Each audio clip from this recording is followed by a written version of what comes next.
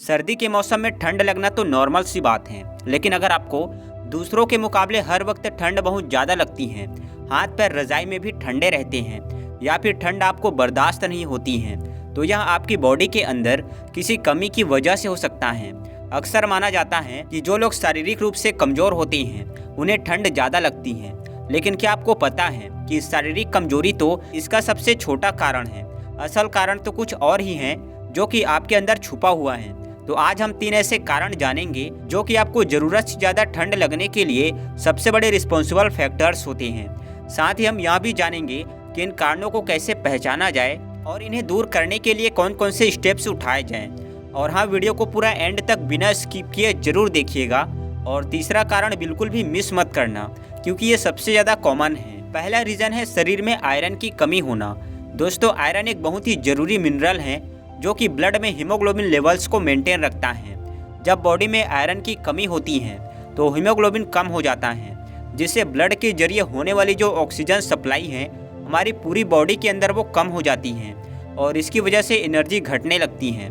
Body में आपके हाथ पैर ठंडे रहने लगते हैं और ओवरऑल बॉडी की जो हीट प्रोडक्शन कैपेसिटी है वो कम हो जाती है, क्योंकि आपका मेटाबॉलिज्म स्लो हो जाता है और इसी वजह से आपको सर्दी दूसरों के मुकाबले में ज़्यादा लगने लग जाती है। दोस्तों, ब्लड हमारी बॉडी में हीट बनाए रखने के लिए बहुत ही ज़रूरी होता है। आपने अक्सर महसूस किया होगा कि जब हम कुछ भी काम नहीं कर रहे होते हैं, रज़ाई में लेटे होते हैं, तो हमें ठंड ज़्यादा लगती है, लेकिन जब हम उठ जाते हैं, चलने फिरने लगते हैं या फिर कोई फिजिकल एक्टिविटी करते हैं तो ठंड का एहसास अपने आप कम हो जाता है, बॉडी गर्म हो जाती है।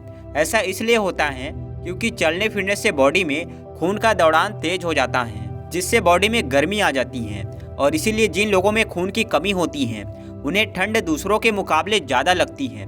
वैसे ज़्यादा ठंड लगने के साथ साथ आयरन डिफिशियंसी से हर समय थकान, चेहरे के ऊपर पिंपल्स और सांस फूलने जैसी प्रॉब्लम भी हो सकती हैं। तो अगर इस तरह के लक्षण आपको दिखाई दे रहे हैं तो समझ जाइए कि यह आयरन डिफिशियंसी के कारण हो रहा है।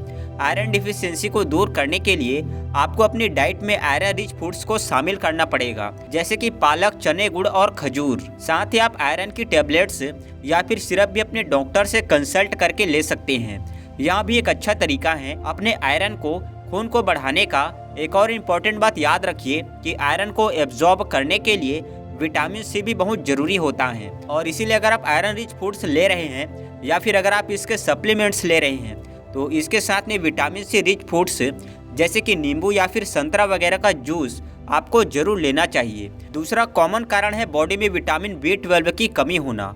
जी हाँ, विटामिन B12 की कमी से भी आपको ठंड का एहसास ज़्यादा होता है। दरअसल आयरन ही की तरह विटामिन B12 भी आपकी बॉडी में ऑक्सीजन की सप्लाई को और इसके सिम्टम्स को डायरेक्टली इम्पैक्ट करते हैं। दोस्तों, विटामिन B12 एक बहुत ही ज़रूरी न्यूट्रिएंट है। एक ऐसा विटामिन है जो कि हमारी बॉडी में खून को बनाने के लिए काम आता है। जब विटामिन B12 की कमी हमारी बॉडी में हो जाती है तो खून में RBC कम होने लग जाते हैं, जिससे कि बॉडी हीट को जनरेट करने में वीक हो जाती है और आपको ठंड ज़्यादा लगने लगती है। इसके अलावा विटामिन B12 की कमी से हाथ पैर और पैरों में झुनझुनी होना और इसके साथ साथ सुई या चींटी जैसे चलने का एहसास होना या बिना कुछ करे बहुत ज़्यादा थकान महसूस होना भी ऐसे लक्षण हैं जो कि आपको विटामिन B12 की कमी से हो सकते हैं। और इसी के साथ कभी कभी कंसंट्रेशन में प्रॉब्लम हो जाना या मेमोरी का कमज़ोर हो जाना भी कुछ ऐसे लक्षण हैं जो कि विटामिन B12 की कमी से हो सकते हैं।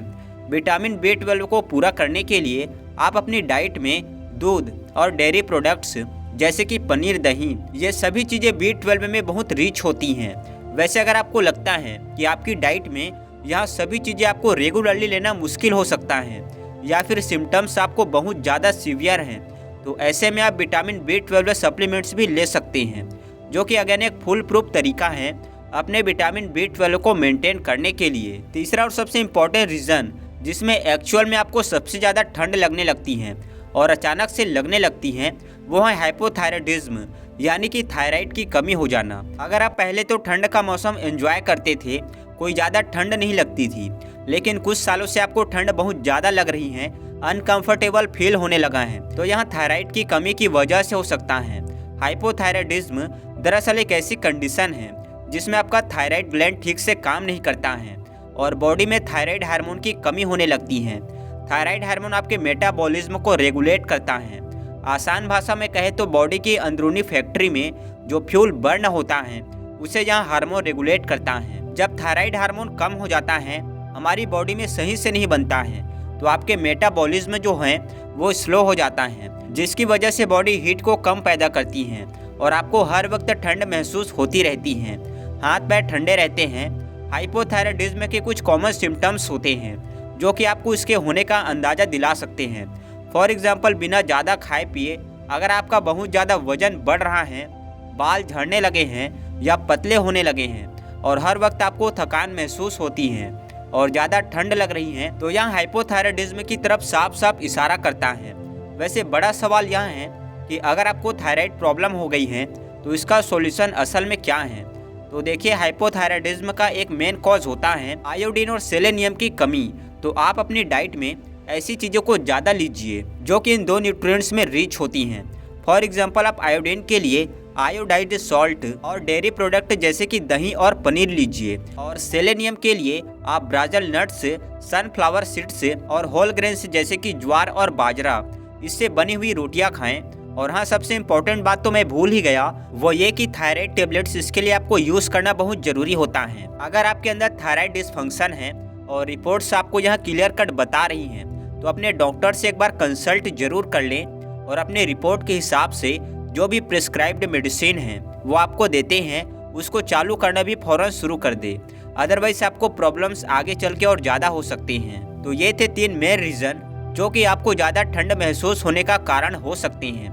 अगर आपको लगता है कि आप बहुत ज़्यादा ठंड महसूस कर रहे हैं तो आप अपनी डाइट और लाइफ स्टाइल के ऊपर ध्यान दें और अपना ब्लड टेस्ट जरूर करा लें। अपने आयरन लेवल को चेक करें, B12 लेवल्स को चेक कराएं और थायराइड हार्मोन का टेस्ट भी जरूर करा लें। अगर आपको ये वीडियो यूजफुल लगी हो तो लाइक और शेयर करना बिल्कुल भी मत भूलिए। अपने दोस्तों और फैमिली के साथ जरूर इसको शेयर कीजिए जो कि सर्दी के मौसम में ज़्यादा ठंड से परेशान रहते हैं। और अगर चैनल को अभी तक सब्सक्राइब नहीं किया है तो फटाफट से सब्सक्राइब करके बेल आइकन को भी प्रेस कर दीजिए ताकि आने वाले समय में इस तरह की वीडियोस आपको देखने को मिलती रहे। तब तक के लिए इजाज़त दीजिए। हंसते रहिए, मुस्कुराते रहिए, रोज़ कुछ ना कुछ नया सीखते रहिए ताकि आप हमेशा स्वस्थ रहें। धन्यवाद।